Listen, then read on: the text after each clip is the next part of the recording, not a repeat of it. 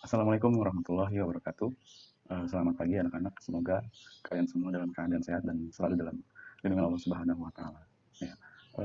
Untuk pembelajaran pada hari ini mungkin akan sedikit berbeda, saya menggunakan aplikasi ini dan, mungkin sama kayak Pak Khalid ya. Jadi, mmm, bedanya saya menggunakan media YouTube. Ya mungkin untuk konten pertama ini saya gunakan untuk kalian juga seperti itu. Sebelum menonton video ini silakan di subscribe, di like videonya dan share kalau bisa ya supaya ya kali aja ada adsense-nya gitu ya. Ya guru Man 12 yang bisa menjadi youtuber gitu ya. Baik, masuk ke dalam materi ya, dan juga kalian yang masih tidur, yang masih tiduran, yang dalam posisi tiduran ataupun rebahan, silakan bangun, cuci muka ya, dan silakan beraktivitas, jangan sampai puasa menjadikan halangan kita untuk beribadah dan beraktivitas pada hari ini. Ya, baik kita mulai pada pagi hari ini kita masuk ke dalam bab kelima yaitu mewaspadai ancaman terhadap negara kesatuan Republik Indonesia. Ya ini pada dasarnya sudah pernah saya sampaikan juga di kelas 10 mungkin, tapi ini sedikit pengulangan, tapi akan lebih penguatan lebih kepada aspek ke dalam mengkaji kasus-kasusnya. Ya. Nah, dari tujuan pembelajarannya ini ada 4 poin ya. 4 poin ini adalah ini kalau dalam administrasi guru ini adalah yang pertama ini adalah kompetensi-kompetensi yang harus kalian capai dalam sebuah pembelajaran. Nah, ini adalah KD 51, 52, 53, 54. Kalau yang pertama, yang satu ini adalah aspek sikap sosial. Maaf, aspek sikap spiritual. Yang kedua ini adalah aspek sikap sosial. Nah, yang ketiga ini yang mengkaji kasus-kasus ancaman dan sebagainya, ini adalah aspek pengetahuan. Nah, yang keempat ini adalah aspek keterampilan. Jadi di nilai raport itu biasanya ada aspek ini ya sosial sosial spiritual dan juga pengetahuan dan keterampilan. Ini yang akan menjadi nilai raport kalian di kedepannya seperti itu. Nah, adapun yang pertama kita mempelajari tentang mewaspadai ancaman terhadap NKRI ya. Ya, baik kita masuk selanjutnya, slide selanjutnya. Silakan amati gambar ini ya. Ini adalah gambar seorang tentara berseragam lengkap tentara dengan seragam lengkap dengan senjata dan juga helm dan sebagainya dengan background bendera merah putih ya. Merah putih ini putih abu-abu ya. Tapi kalau misalnya tidak di putih abu-abuin mungkin bisa merah putih ya. Jadi filosofi dari gambar ini adalah negara kita, bendera negara Indonesia ini sedang dalam ancaman. Nah, tentara ini adalah gambaran dari mewaspadai bahwa Indonesia ini harus dijaga terus-menerus seperti itu. Nah, pertanyaannya, bagaimana kita mewaspadai ancaman terhadap NKRI sebagai wujud integrasi nasional? Ya, kita ke slide selanjutnya. Hilang. Sebentar. Maaf. Ya, baik kita masuk ke dalam yang pertama yaitu ancaman. Ancaman itu artinya adalah kita harus paham dulu nih ya, paham terhadap konsepnya. Kalau misalnya kita ingin mengetahui sesuatu atau mengkaji sesuatu hal, kita tidak akan masuk ke dalam konsep, tidak akan bisa masuk ke dalam konsep sebelum kita paham tentang definisi dari satu kata itu sendiri ya. Itu kata Ibnu Khaldun ada dalam bukunya Kitab Muqaddimah. Ya, baik saya akan menjelaskan apa itu definisi dari ancaman itu. Ancaman artinya adalah setiap upaya, pekerjaan, kegiatan, dan tindakan baik dari dalam negeri maupun luar negeri yang dinilai dan dapat dibuktikan dapat membahayakan keselamatan bangsa, keamanan, kedaulatan, keutuhan wilayah NKRI, dan kepentingan nasional di berbagai aspek. Nah, dasarnya kalau kita pahami, intinya adalah ancaman itu artinya adalah hal yang membahayakan. Ya, ketika kita mendapatkan ancaman, artinya kita dalam bahaya. Sama seperti NKRI ini, ketika NKRI ini mendapatkan ancaman, maka NKRI ini, negara kita ini dalam keadaan bahaya. Nah, bagaimana cara mewaspadainya? Ancaman itu artinya adalah sesuatu hal yang membahayakan, intinya seperti itu. Nah, bagaimana kita mencegahnya? Gitu ya. Nah, pertama kita harus paham dulu nih, ancaman apa saja yang terdapat dalam aspek-aspek di NKRI ini. Yang pertama adalah ancaman di bidang ideologi. Nah, ancaman di bidang ideologi ini sudah saya sampaikan mungkin di pertemuan sebelumnya, itu saya menyuruh kalian untuk membedakan antara ideologi komunisme dan kapitalisme dan liberalisme juga, yaitu itu sudah kalian pahami. Intinya ancaman di bidang ideologi ini artinya adalah terdapat kelompok-kelompok yang pernah melakukan pemberontakan maupun kudeta yang ingin menggantikan Pancasila sebagai ideologi negara. Intinya dalam bidang ideologi ini, ideologi Pancasila ingin diganti dengan ideologi yang lainnya seperti itu. Yang pernah terjadi adalah pemberontakan PKI PKI ini pernah memberontak sebanyak 3 kali, yaitu di tahun 1926 ketika Hindia Belanda, kemudian di tahun 1948 di Madiun, kemudian di 1965 terakhir yaitu dengan ditandainya peristiwa G30 SPKI. Ya, jadi 3 kali pemberontakan PKI. Nah, kemudian dan yang kedua adalah pemberontakan DITI, yaitu Darul Islam Tentara Islam Indonesia. Ini pernah memberontak di NKRI ini pada tanggal 7 Agustus 1949. Ini pernah dengan ditandainya diproklamirkannya negara Islam Indonesia di Jawa Barat. Ya, ini adalah ancaman terhadap ideologi. Nah, ini mungkin tidak akan menjadi pertanyaan ya, karena sudah pernah saya sampaikan juga di dalam video-video sebelumnya. Ya, baik. Yang kedua, ancaman dalam bidang politik. Ya. Nah, dalam sejarahnya Indonesia itu pernah terdapat gerakan-gerakan separatis yang ingin memisahkan diri dari NKRI. Yang pertama adalah PRRI Permata, kemudian gerakan Andi Ajis, ada Republik Maluku Selatan yang berada di Maluku Selatan yang ingin mendirikan negara sendiri dan memisahkan diri dari Indonesia. Ya. Ada juga gerakan-gerakan lain seperti OPM, Operasi Papua Merdeka, kemudian juga ada GAM, Gerakan Aceh Merdeka. Itu Aceh juga pernah ingin memisahkan diri dari Indonesia, yaitu gerakan-gerakan separatis yang ingin memisahkan diri dari Indonesia. Kemudian juga OPM, Operasi Papua Merdeka. Ini juga pernah melakukan gerakan separatis. Ya, jadi bedanya antara ancaman politik dengan ancaman ideologi. Kalau ancaman ideologi ini mengancam ideologi negara yang ingin mengganti ideologi negara yang tadinya Pancasila, kemudian diganti dengan ideologi lain, baik itu ideologi komunisme maupun ideologi liberalisme. Ya, walaupun secara praktik sebenarnya liberalisme itu sudah mengakar juga di Indonesia pada saat ini begitu ya. Nah, bedanya dengan ancaman di bidang politik ini adalah kalau di dalam bidang politik ini terdapat gerakan separatis atau suatu kelompok-kelompok yang ingin memisahkan diri. Jadi wilayah-wilayah tertentu yang ingin memisahkan diri dari Indonesia, bukan mengganti ideologi, tapi ingin memisahkan diri dari Indonesia. Itu bedanya antara ancaman bidang ideologi dengan ancaman bidang politik. Ya. Nah, kemudian pertanyaannya adalah, ya, ini ada pertanyaan. Ini silakan kalian jawab sendiri. Ya, masa sendiri lah, mas saya jawabin kan nggak mungkin. Jadi pertanyaannya adalah yang pertama, bagaimana cara mencegah adanya kelompok-kelompok separatis baru yang ingin memisahkan diri dari Indonesia. Jadi intinya bagaimana caranya supaya mencegah adanya kelompok-kelompok baru, ya, supaya tidak ada kelompok-kelompok yang lainnya yang ingin memisahkan diri dari Indonesia. Itu pertanyaan yang pertama. Ya. Pertanyaan yang kedua, apa yang harus dilakukan oleh pemerintah dalam upaya mengatasi kelompok yang ingin memisahkan diri dari Indonesia, dari NKRI, ya.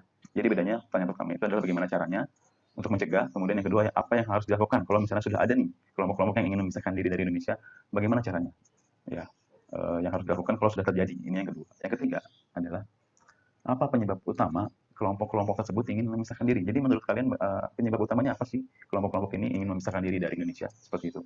Ya, paham ya sampai sini. Jadi kalian tinggal jawab 3 pertanyaan ini. Ini baru 3 ya, nanti ada lagi. Tenang aja, masih banyak perjalanan kita. Ya.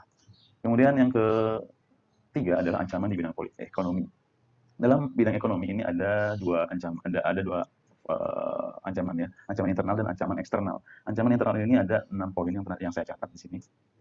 Yang pertama adalah inflasi. Inflasi ini artinya adalah naiknya harga-harga barang ditandai dengan meroketnya harga-harga di pasaran, seperti misalnya cabai, ya, kemudian beras dan sebagainya, dan sembako dan sebagainya, BBM naik dan sebagainya. Itu adalah inflasi, artinya adalah naiknya harga-harga barang. Ini juga menjadi ancaman ekonomi, di mana ancaman ekonomi ini akan berimbas kepada masyarakat, yang berimbas juga pada daya beli masyarakat yang akan menurun, seperti itu. Kemudian yang kedua adalah pengangguran. Pengangguran ini juga termasuk ancaman dalam internal, ya. Kalau misalnya pemerintah tidak memberikan kebijakan ekonomi yang baik, maka terjadinya pengangguran. Maka dari itu yang harus dilakukan oleh pemerintah adalah memberikan lapangan kerja yang seluas-luasnya untuk masyarakat, seperti itu. Kemudian yang ketiga adalah kebijakan ekonomi pemerintah. Jadi kebijakan ekonomi pemerintah ini tergantung pada pemerintahnya masing-masing. Kalau misalnya pemerintah ini mempunyai kebijakan ekonomi yang baik, maka semakin baik pula efek yang akan dirasakan oleh masyarakat. Ya, jadi kebijakan ini juga harus berpihak kepada masyarakat, bukan berpihak kepada asing, apalagi kepada kelompok-kelompok tertentu yang menguasai negara ini, gitu ya. Kemudian yang keempat adalah tidak berdikari. Tidak berdikari. Berdikari ini artinya adalah berdiri di atas kaki sendiri. Artinya adalah Indonesia itu harus mandiri dalam ekonomi. Tidak dipungkiri kita juga butuh asupan dari luar atau kerjasama dari luar, tapi lebih baiknya lebih diutamakan adalah berdikari. Kita selama ini bergantung pada ekonomi luar, investasi luar. Memang tidak bisa kita pungkiri harus ada investasi dari luar, tapi kebanyakan kita terlalu bergantung dengan ekonomi luar atau investasi luar tanpa kita memikirkan bagaimana kita ini harus berdiri di atas kaki sendiri, yang harus mandiri ekonomi, harus mandiri dan mengolah seluruh sumber daya alam kita, potensi yang ada di dalam negara kita, sumber daya alam dari tanah, emas dan sebagainya, kemudian di laut juga kita kaya dan sebagainya. Tapi kita tidak berdikari, tidak memproduksi atau tidak mengelola itu semua sumber daya alam yang kita miliki di Indonesia. Ini juga menjadi ancaman ekonomi. Yang kelima adalah infrastruktur yang tidak terkontrol. Nah, ini juga menjadi ancaman ekonomi. Kalau misalnya infrastruktur banyak, tapi berpihaknya kepada orang-orang tertentu saja, hanya kepada orang-orang yang kaya, tapi tidak berpihak kepada asing. Contohnya pembangunan jalan tol yang tidak terkontrol. Akhirnya banyak pedagang-pedagang yang tergusur. Ya. Pedagang-pedagang yang tergusur, akhirnya di situ matilah ekonomi yang ada di wilayah tersebut dengan penggusuran dan dialih fungsikan menjadi jalan tol dan sebagainya. Kemudian yang keenam adalah cinta produk luar negeri. Ini yang menjadi masalah kita. Ketika kita cinta pada produk luar negeri, ini yang menjadi masalah. Ketika tidak cinta pada produk dalam negeri, kita lebih mencintai produk dalam negeri, ini juga menjadi masalah juga. Jadi pada intinya adalah kita harus mencintai produk-produk dalam negeri dan juga harus menggunakan produk-produk kita sendiri. Jangan tergantung pada produk-produk dari luar. Seperti itu. Baik, saya ulangi ya. Jadi yang kedua adalah ancaman eksternal. Jadi ancaman itu ada dua, ancaman internal yaitu dari dalam dan ancaman eksternal dari luar negeri Indonesia. Nah, yang pertama adalah ketergantungan terhadap asing. Ini saya sedikit ulang tadi karena sedikit terputus ya. Jadi ketergantungan terhadap asing ini juga tidak baik juga ketika kita sebagai negara Indonesia ini tergantung kepada asing. Apalagi diberikan kebijakan ekonomi yang dibukakan investasi yang seluas-luasnya tanpa terkontrol yang akhirnya lebih menguntungkan kepentingan asing dibandingkan dengan kepentingan negara kita sendiri. Ya, keberpihakan kebijakan ekonomi suatu bangsa itu dilihat dari investasinya. Investasinya ini berpihak kepada asing atau tidak. Ya, dengan adanya omnibus law yang undang-undang cipta kerja itu pun sebenarnya termasuk salah satu ketergantungan kita terhadap asing, dan bukan ketergantungan juga tapi kebijakan pemerintah yang sebenarnya membahayakan dan lebih memihak kepada asing daripada kepada kepentingan negara kita. Ya, apalagi dengan adanya tidak adanya AMDAL. AMDAL itu artinya adalah analisis mengenai dampak lingkungan, di mana yang namanya sebuah proyek ataupun sebuah usaha itu harus memiliki dampak analisisnya seperti apa, apakah berdampak pada lingkungan atau tidak. Dan ini kan akan menjadi satu ancaman kepada anak cucu kita nantinya ke depannya. 10 tahun ke depan, 20 tahun ke depan, 50 tahun ke depan, nanti anak cucu kita akan merasakan dampak dari kerusakan alam dan lingkungan itu. Nah, kemudian yang kedua adalah daya saing. Daya saing kita antara produk dalam negeri dengan produk luar negeri ini harus bisa bersaing. Artinya adalah dalam hal ini kita harus bisa memiliki produk-produk yang berkualitas. Tidak hanya berkualitas, tapi juga ada kuantitasnya. Kuantitasnya banyak, jumlahnya banyak, tapi tidak berkualitas pun tidak bagus juga. Maka daya saing kita akan lemah. Banyak, tapi tidak berkualitas pun akan kalah saing juga dengan produk-produk di luar negeri. Jadi intinya antara kualitas dengan kuantitas itu harus seimbang. Antara banyaknya dengan kualitasnya itu harus seimbang antara keduanya. Kemudian yang ketiga adalah kinerja ekonomi yang belum baik. Ini konteksnya adalah kepada kebijakan pemerintah lagi sebenarnya. Kalau kinerja pemerintah dalam ekonomi ini baik, maka ini juga menjadi ancaman. Kalau misalnya pemerintah masih tidak berpihak kepada rakyatnya sendiri, apalagi dengan hanya berpihak kepada segelintir orang, maka yang akan terjadi adalah kerusakan ekonomi yang tidak hanya jangka pendek tapi juga jangka panjang seperti itu.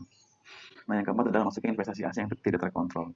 Kembali lagi tadi bahwa pemerintah harus bisa menjadikan negara ini adalah negara yang berdiri di atas kaki sendiri, yang mandiri, yang tidak impor. Ketika kita punya beras, kita punya produksi dalam negeri sendiri, kalaupun tidak kurang bagus hasilnya, misalnya beras dalam negeri kurang baik, maka yang harus dilakukan adalah bukan mengimpor, tapi dijadikan pembelajaran yang kedepannya nantinya akan bisa lebih baik. Kan banyak akademisi, banyak profesor, banyak dokter.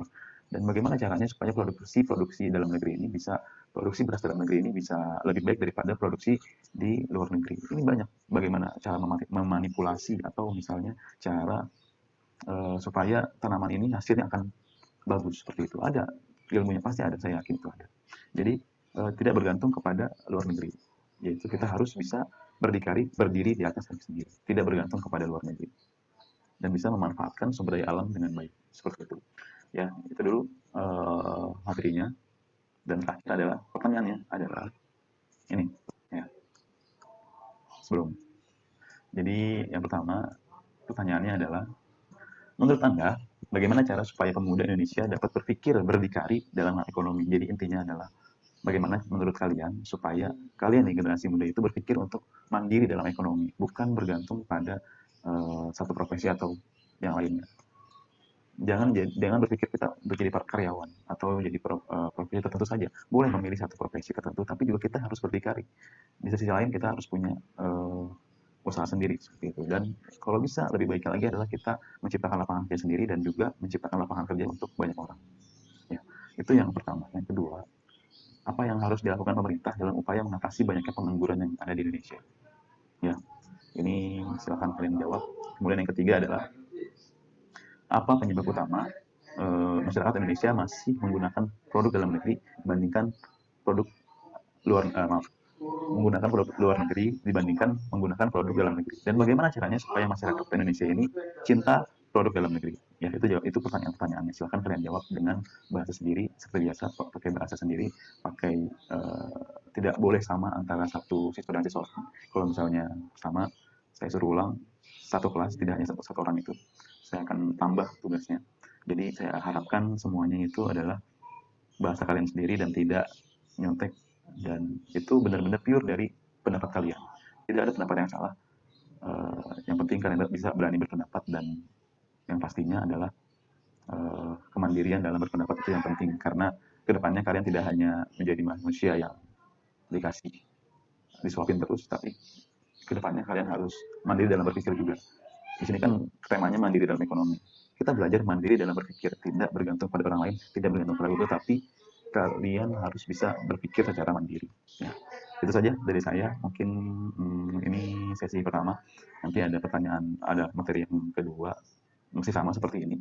Tapi nanti tugasnya mungkin saya kirim hari Minggu, dan deadline-nya ya hari Senin ya. Insya Allah saya akan kirim segera.